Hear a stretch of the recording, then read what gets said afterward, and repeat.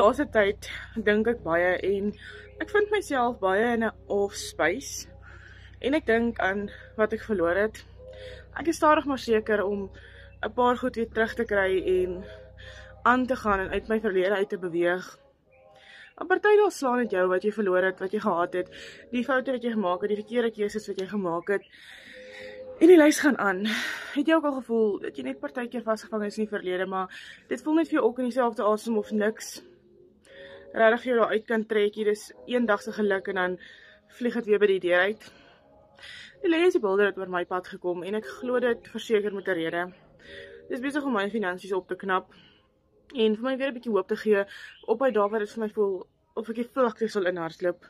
As jy 'n bietjie hoop wil hê en just a change in jou finansies, 'n change in jou lewe, 'n positiewe weergawe, kom net vir my onder legacy. Ek gaan vir jou presies wys hoe jy daai ekstra inkomste kan doen en ook hoe om jou lewe 'n bietjie weer te verryk, jou goeders te verbreed, net weer vir 'n slag bietjie happy te wees. Want ons hoef nie noodwendig in die verlede te bly nie. Ons kan aangaan. Ons het 'n hele toekoms voor ons. Let's make it count.